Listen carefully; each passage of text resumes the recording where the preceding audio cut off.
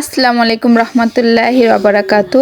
কেমন আছেন আমার কলিজার ভাই আপুরা? তো আজকে কিন্তু সকাল সকাল ভিডিওটা শুরু করে দিয়েছি। ভিডিওর শুরুতে কিন্তু দেখতে পাচ্ছেন চা বানিয়ে খাবো সকালবেলা। আসলে চাটা যে এত বেশি ভালো লাগে, আর চাটা খেলে মনে হয় যে এনার্জি পেয়ে যায় শরীরে অনেক বেশি। তো এখানে দুইটা গ্লাস, একটা হলো আমার আর একটা হলো আমার মেয়ের। আর আমি তো আমার নিজের যত্ন নিতে পারছি না ভালো করে ঠিক মতো, যেহেতু বাবুরা ছোট, বাবুরা বড় হচ্ছে ইনশাল্লাহ সময়ের সাথে আমিও আমার শরীরের যত্ন নিব, আমার নিজের দিকে টেক কেয়ার করবো। তারপর আমি যতটুকু পারি এখন ডায়েট করছি। তো ডায়েট করলে যেটাই করি না কেন কিন্তু চা তো আর ছাড়তে পারি না। তো আমি আমার জন্য চিনি দিয়ে নেই, মেয়ের জন্য চিনি দিয়ে দিব। তো যাই হোক, এই তো চাটা সুন্দর করে নিয়ে নিলাম ঢেলে। আর চাটা জানেন না, যেমন খেতে মজা হয়েছে তেমন দেখতে সুন্দর হয়েছে। আসলে যে জিনিস দেখতে সুন্দর ওইটা কিন্তু খেতেও সুন্দর বাবা, মজা। তো এই তো দেখতেই পাচ্ছেন চাটা সুন্দর করে নেড়ে নিচ্ছি। তো মেয়েকে কিন্তু চিনি দিয়ে দিয়েছিলাম, তো আর আপনাদের দেখাই নাই। তো যাই হোক, আমি একটু অল্প চিনি নিয়েছি। তো যেহেতু ডায়েট করি তার জন্য তো একটা একটা করে স্টেপ নিয়ে নিয়ে কিন্তু সব কিছু পরিপাটি করছি। আর আজকে কিন্তু আমার ছোট ঘরের গল্পটা বলবো দুবাইতে। তো যাই হোক, এখানে আপনাদের ভাইয়ার জন্য কিছু কেনাকাটা করা হয়ে গেছে দুপুরবেলা। তো আমরা দুপুরবেলা যে খাওয়া দাওয়া করছি আপনাদের সাথে শেয়ার করতে পারি নাই। ইনশাল্লাহ রাত্রে কি ডিনার করব সেটা শেয়ার করব। তো এখানে দুইটা প্যান্ট, এক জোড়া জুতা আর দুইটা গেঞ্জি। এগুলো হলো রোজা উপলক্ষে বা ঈদ উপলক্ষে না, রোজার ভিতরে ঈদের উপলক্ষে আর কি। ঈদের আগে কিন্তু কেনাকাটা কিছু শুরু হয়ে গেছে। তো দুইটা গেঞ্জি নিয়েছি দেখতেই পাচ্ছেন, আর সাথে হলো দুইটা প্যান্ট আর এক জোড়া জুতা। তো ইনশাল্লাহ আবার রাহান রাহিমের জন্য কেনাকাটা করব। তো ঈদের আগে আগে একটু কেনাকাটা করলে কি হয়, ঈদের সময় চাপ থাকে না। তো যাই হোক, আর কি বলবো। তো এখানে দেখতেই পাচ্ছেন আমি কিন্তু স্টিকার খুলে ওদের দিয়ে দিছি। আর এই তো সুন্দর করে আবার বাস করে রাখলাম। তো আমি বললাম যখন মন চায় পড়বে, এই যে স্টিকারগুলো ওদের খেলতে দিয়ে দিছি। এই যে আমার একটা ছোট্ট ঘর দুবাইতে। আর এই ঘরটার প্রাইস তো আপনারা জানেন, আমার মিনিমাম 2000-3000 টাকা পড়ে যায় কারেন্টের বিল মিল সহ। 1700 দেরাম হলো আমার ঘর ভাড়া, বাট কারেন্টের বিল এখন যেহেতু শীত একটু কম আসতেছে 2000 হয়ে যায়। দেন গরম আসলে কিন্তু এর থেকে বেশি হয়। তো যাই হোক, এটা তো আমি বলছি, অনেক ভিডিওতে বলছি, তো আবারও বললাম কারণ অনেক আপুরা প্রশ্ন করেন আপনি কোথায় থাকেন। আমি আমিরাতের আজমান শহরে থাকি।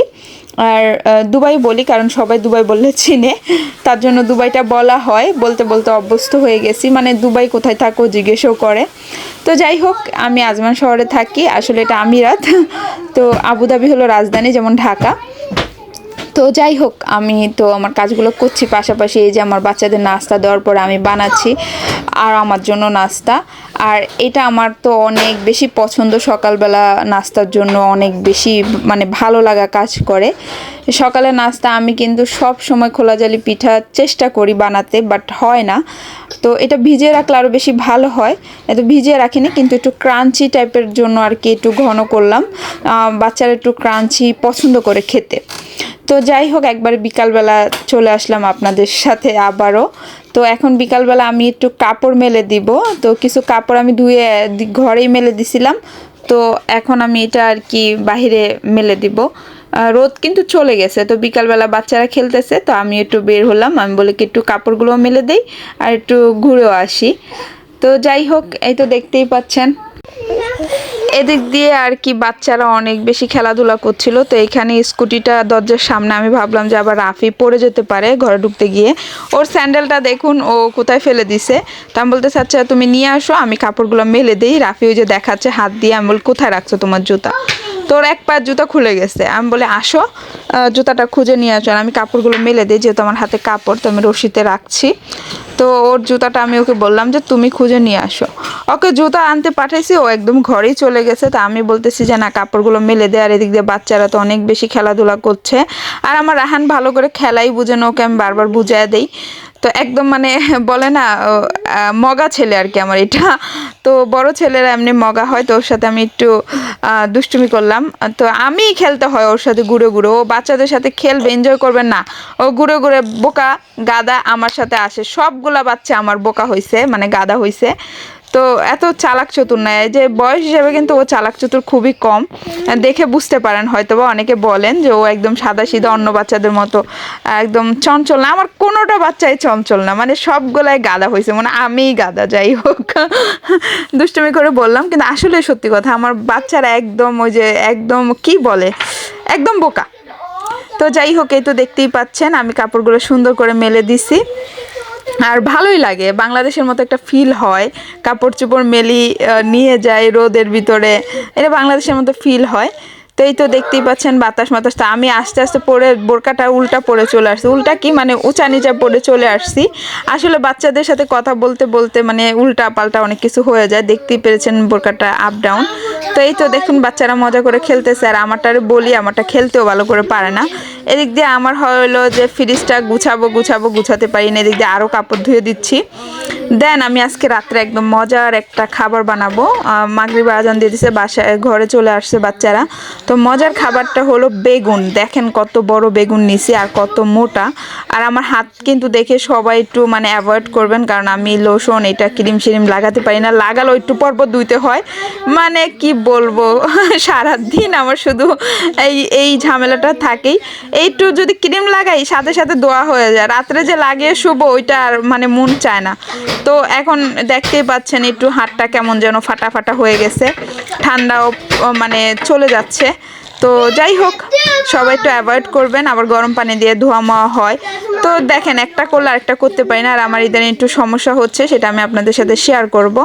তো ওইটার দিকে একটু ফোকাস দিচ্ছি, তো তার জন্য আর নিজের যত্নটা ভালো করে নিতে পারছি না। ডায়েটও করছি, তারপর আমার একটা পার্সোনাল সমস্যা হয়েছে আমার পায়ে, তো সেটা আমি একবার আপনাদের সাথে শেয়ার করব, এখন চাচ্ছি না শেয়ার করতে, সবাই দোয়া করবেন। আর এদিক দিয়ে বেগুনটা সুন্দর করে মাখিয়ে নিচ্ছি, বেগুনের পিসগুলো এত বড় বড় করে করছি দেখতেই পাচ্ছেন। বেগুনটা লবণ আর হলুদ মরিচ দিয়ে মেখে যদি ভাজা করা হয় তাতে কিন্তু অনেক বেশি খেতে মজা হবে। আর বেগুনটা আমার হাজব্যান্ড বিশেষ করে এত বেশি পছন্দ করছে। আর এটা হলো মাজরার বেগুন, মানে তাজা ফ্রেশ, এটা আম্মু পাঠাইছে আর কি, আমার মা। তা আপনাদের সাথে সব কিছু সবসময় শেয়ারও করি না, রোজার উপলক্ষে বাজার সদা এটা সেটা পাঠাইছে, শেয়ার করা হয় নাই। তো যাই হোক, অনেক সময় দেখা যায় যে সময়ের অভাবে শেয়ার করা হয় না। তো এই তো বেগুন ভাজাটা দিয়ে দিলাম, তো একটা বেগুন দিলাম, দুইটা বেগুন দিলাম, কয়েকটা পিস দিয়ে দিব, সুন্দর করে ভেজে নিব আস্তে আস্তে আলতোভাবে। আর বেগুন ভাজাটা কিন্তু আসলে খেতে অনেক বেশি ভালো লাগে। আপনাদের কার কার কাছে ভালো লাগে অবশ্যই কিন্তু কমেন্ট করে জানাতে ভুলবেন না, হ্যাঁ, আমি অপেক্ষায় থাকবো। আর বেগুন ভাজা কে বেশি পছন্দ করেন, মাছ ভাজা, বেগুন ভাজা, চিকেন ভাজা, মানে যে কোনো ভাজা পোড়া খেতে আপনাদের কার কার ভালো লাগে? আমার তো অনেক বেশি ভালো লাগে, মাঝে মাঝে গ্যাস্ট্রিকের সমস্যার কারণে আমি খাই না। আর বেগুনে আমার একটু সামান্য অ্যালার্জি আছে, আপনাদের কারো আছে কিনা জানাবেন। বেগুন কিন্তু আমার পছন্দের খাবার, বাট অ্যালার্জির কারণে কিন্তু আমি রেগুলার খেতে পারি না। তো যাই হোক, উল্টিয়ে পাল্টিয়ে কিন্তু বেগুনটা ভাজা শুরু করে দিছি, দেখতেই পাচ্ছেন। আর একটু ঢেকে ঢেকে ভাজতেছি, যেহেতু মোটা করে কেটেছি। আর আমার তো জিব্রা এখনই পানি চলে আসতেছে যে আমি এখনই খেয়ে ফেলি আবার, কিন্তু আমার বেগুনটা শেষ, কারণ আমি খেয়ে ফেলছি আগেই, এখন বয়স দিচ্ছি। তো যাই হোক, আবারও ভাজি করব, আরেকটা বেগুন আছে, এখানে ভাতও রান্না করে নিয়েছি গরম, তার সাথে কিন্তু আরও খাবার আছে, সেটাও শেয়ার করব। তো এই তো বেগুন ভাজা হয়ে গেছে, উঠিয়ে ফেললাম, আবার নেক্সট যেগুলো আছে ওগুলো দিব। তো একজন আপু কমেন্ট করেছে, দুবাইতে তোমার এই ছোট্ট ঘর নিয়ে এত বড়াই করো। আলহামদুলিল্লাহ, এটা আমার ছোট্ট একটা বাসা, আমি অনেক বেশি বড়াই করি, কারণ এটা আমার সংসার, আমার বাসা, তার জন্য। দুবাইতে আপনার বড় বাসা থাকতেই পারে, কিন্তু আমার ছোট্ট, আমার স্বপ্নের বাসা, আমি অনেক শান্তিতে আছি আমার বাচ্চা কাচ্চা নিয়ে। আমার ছোট বাসায় আলহামদুলিল্লাহ, আমার আল্লাহর কাছে লাখো কোটি শুকরিয়া আমি আদায় করি সব সময়। যাই হোক, বেগুনগুলো সব ভাজা হয়ে গেছে। আর এটা হলো ভেড়ার মাংস, তো ভেড়ার মাংস আলু দিয়ে, গাজর দিয়ে, তো এটা আমি সুন্দর করে গরম করে নিচ্ছি। আমার আম্মুই পাঠিয়েছিল, কিন্তু আপনাদের সাথে শেয়ার করিনি। সবসময় শেয়ার করলে অনেক প্রশ্ন করেন, অনেক কমেন্ট করেন, যেগুলোর উত্তর আমার কাছে দেওয়ারও থাকে না। তো আল্লাহ হাফেজ, বাই বাই।